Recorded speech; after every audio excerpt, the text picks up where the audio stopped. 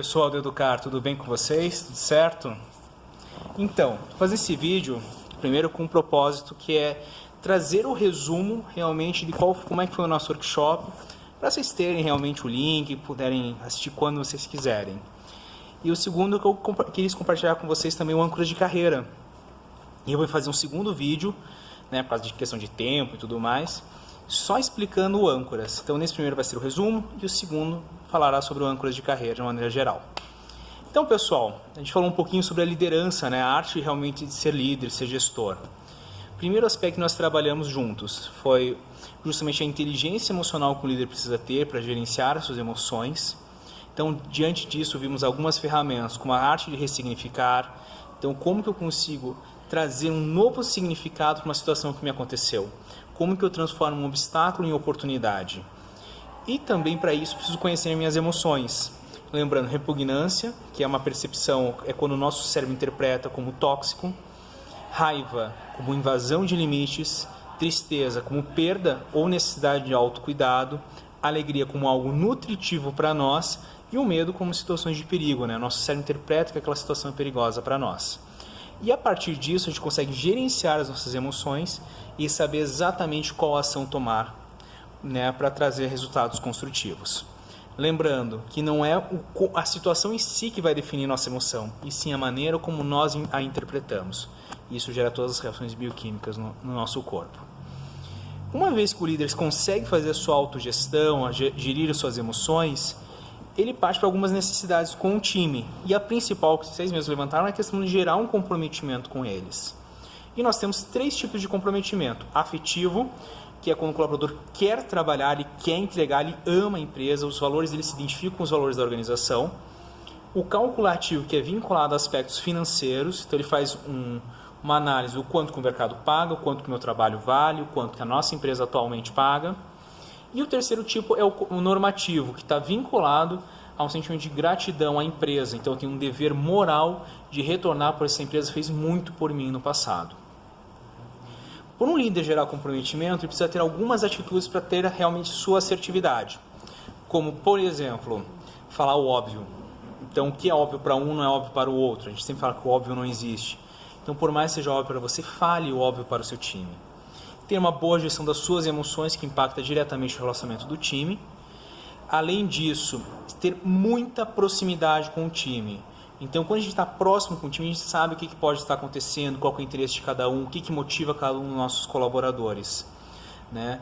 Em alguns momentos, a gente precisa ser flexível, na verdade, em todos os momentos praticamente, porque a gente sempre faz essa questão do balanceamento entre necessidades da empresa e necessidades dos colaboradores, tem que fazer toda essa gestão disso.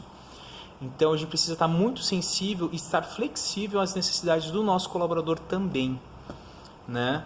Então, entre outras características que um líder precisa ter. Uma outra coisa que dentro da telefônica, principalmente, né, que a gente tem aquela questão em 20 minutos tudo pode mudar, é sempre estabelecer alguns critérios claros. Eu sempre falo da pirâmide, né? A gente começa, para gerar o comprometimento, ter uma estimulação muito grande, da questão de dar bom dia todos os dias, mostrar que o colaborador existe, ele ter a atividade, então é dar essa atenção que todos nós precisamos. Na sequência, o estabelecimento de um contrato claro com ele. E o contrato quer dizer o quê? Ele sabe exatamente quanto ele tem que entregar, quais são os comportamentos que realmente são importantes dentro da área, são valorizados. Também questões de rotinas administrativas, horário de chegada, horário de saída. Então, todas essas questões do contrato é fundamental, eles geram a estrutura, que é a segunda base da pirâmide. Terceiro vem a questão de reconhecimento, então os feedbacks. Cumpriu o contrato, feedback de reconhecimento. Não cumpriu o contrato, feedback de melhoria. E ser muito assertivo nesse feedback, como vocês viram com a Ana Vilges isso. Então, realmente, fazer uma abertura que dá espaço para ele falar, para o colaborador falar sobre o feedback. O momento que a situação é o título do teu feedback, a ação está vinculada a um exemplo de um comportamento dele, reação, o que esse comportamento do seu colaborador gerou, consequência, o que gera para ele, né, na reação que gera no meio, consequência que gera para ele, e a alternativa que é justamente qual que é o caminho certo agora? O que a gente pode fazer de diferente? Sempre que possível, essa última alternativa joga para o colaborador, para ele trazer, e aí vocês fazem um novo contrato no final do feedback. Depois disso, tem a parte do sentido. E nesse sentido, ele é justamente o que gera sentido para o colaborador. Qual que é o sentido que ele tem para a empresa e também qual que é o sentido que a empresa tem para ele. E nisso, o âncora de carreira é um instrumento muito legal que mostra o que gera bem-estar, o que faz sentido, qual que é a chave deste colaborador. Então, para a gente lidar com isso, eu vou apresentar para vocês também o âncora de carreira. E por último, uma coisa que vocês lidam demais, que joga e quebra às vezes essa pirâmide no meio, é uma mudança. E nesse processo de gestão da mudança, que nós fazemos o tempo inteiro, tinha cargo de coordenador, agora não tem mais, mudou todo o meu time, chegou um colaborador novo que veio realmente do mercado, e tudo isso são mudanças que acabam girando no nosso time. E para isso, tem a gestão da mudança e uma curva da mudança. Ela começa com um choque, que é quando todo mundo fica olhando um para o lado para o outro, sem saber muito o que aconteceu, dá uma queda de QI generalizada, que toda você está processando informação. Depois vem a negação, eles começam a agir como se nada tivesse acontecido. A raiva, porque uma hora a negação cai fora e aí ele percebe, opa, peraí, vai mudar mesmo. E aí pode surgir uma raiva, que pode ser interna, pode ser, às vezes o colaborador começa a ter gastrite, dor de cabeça, etc. Que é o meu caso, por exemplo, eu normalmente tenho essa raiva intrínseca, ou às vezes é extrínseca.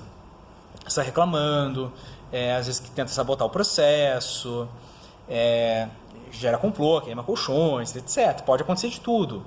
Né? Começa a criar justificativo para que a mudança não ocorra, o porquê que é tão ruim mudar nesse sentido. E depois da raiva, ele percebe que as coisas vão mudar por mais que ele fique batendo o pé. E aí ele parte para uma barganha. Nessa barganha, a postura do gestor é muito na questão da negociação. Então, às vezes, ele fala assim, olha, realmente, eu topo mudar, desde que eu tenha isso, eu gostaria de pelo menos ter um treinamento. Então, posso mudar aos poucos, eu posso realmente ficar só com essa parte do processo. Mudança de layout é quando ocorre a barganha demais. Eu mudo de lugar, mas não quero ficar embaixo do ar-condicionado porque eu tenho rinite. Mas não me deixa o lado falando de tal, porque falando de tal fala muito alto, atrapalha o meu atendimento. Então, a barganha ela acaba acontecendo. Se faz sentido, ok, negocia. Se não faz sentido, explica o porquê que esse pedido não pode ser atendido. Uma vez que ele passa pela barganha, ele topou mudar, é a fase que ele mais precisa de suporte. Ele precisa de um apoio total de vocês. Porque é a fase que ele está se adaptando, ele está muito tentativa e erro, ele vai cometer muitos erros. E precisa de alguém para dar um suporte e permitir que o erro aconteça e que dê a orientação de qual caminho seguir. Então, essa é a fase que o colaborador mais precisa de suporte, é na adaptação. Resistência é ouvir, barganha, negociar, adaptação, dar suporte. Uma vez que ele começou já a utilizar um novo procedimento, uma nova mudança, ele vai entrar numa fase chamada teste, em que ele vai buscar reconhecimento para ele ter certeza que ele está fazendo certo. Então, ele vai chegar numa fase assim, e agora? Fiz certo? E aí você vai falar, sim, fez.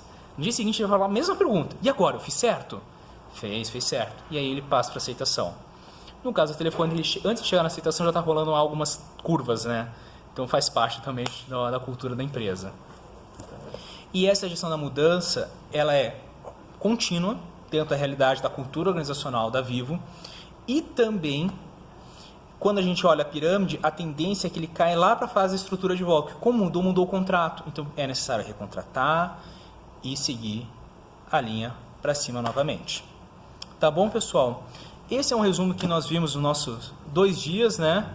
Eu faço um segundo vídeo explicando âncora de carreira, como é que faz o preenchimento, que a Fran vai encaminhar para vocês por e-mail já o teste, e também o que significa cada uma dos resultados para vocês consigam aplicar no time de vocês e ver o que gera sentido para eles. Valeu, um forte abraço, brigadão, hein?